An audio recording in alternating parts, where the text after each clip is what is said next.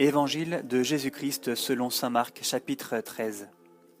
Comme il s'en allait hors du temple, un de ses disciples lui dit : « Maître, regarde, quelle pierre, quelle construction !» Et Jésus lui dit : « Tu vois ces grandes constructions, il n'en restera pas pierre sur pierre qui ne soit jetée bas. » Et comme il était assis sur le mont des Oliviers en face du temple, Pierre, Jacques, Jean et André l'interrogeaient en particulier.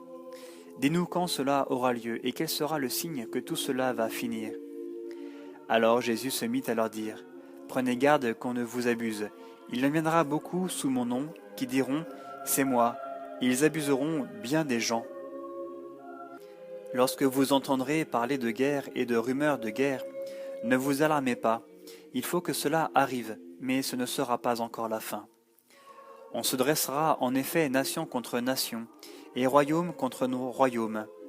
Il y aura par endroits des tremblements de terre, il y aura des famines, ce sera le commencement des douleurs, de l'enfantement. Soyez sur vos gardes, on vous livrera au Sanhédrin, vous serez battus de verges dans les synagogues, et vous comparaîtrez devant des gouverneurs et des rois à cause de moi, pour rendre témoignage en face d'eux. Il faut d'abord que l'Évangile soit proclamé à toutes les nations. Et quand on vous emmènera pour vous livrer, ne vous préoccupez pas de ce que vous direz, mais dites ce qui vous sera donné sur le moment, car ce n'est pas vous qui parlerez, mais l'Esprit Saint. Le frère livrera son frère à la mort, et le père son enfant. Les enfants se dresseront contre leurs parents et les feront mourir. Et vous serez haïs de tous à cause de mon nom, mais celui qui aura tenu bon jusqu'au bout, celui-là sera sauvé.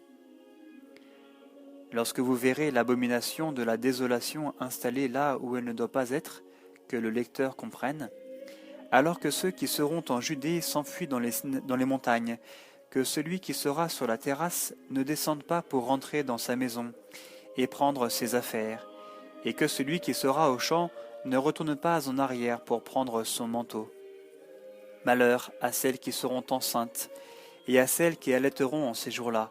Priez pour que cela ne tombe pas en hiver. Car en ces jours-là, il y aura une tribulation telle qu'il n'y en a pas eu de pareille depuis le commencement de la création qu'a créé Dieu jusqu'à ce jour, et qu'il n'y en aura jamais plus. Et si le Seigneur n'avait abrégé ces jours, nul n'aurait eu la vie sauve, mais à cause des élus qu'il a choisis, il a abrégé ces jours. Alors, si quelqu'un vous dit « Voici, le Christ est ici, voici, il est là », n'en croyez rien. Il surgira en effet des faux Christ et des faux prophètes qui opéreront des signes et des prodiges pour abuser, s'il était possible, les élus. Pour vous, soyez en garde, je vous ai prévenu de tout. Mais en ces jours-là, après cette tribulation, le soleil s'obscurcira, la lune ne donnera plus sa lumière, les étoiles se mettront à tomber du ciel, et les puissances qui sont dans les cieux seront ébranlées. Et alors on verra le Fils de l'homme venant dans des nuées avec grande puissance et gloire. Et alors il enverra les anges pour rassembler ses élus des quatre vents de l'extrémité de la terre à l'extrémité du ciel. Du figuier, apprenez cette parabole.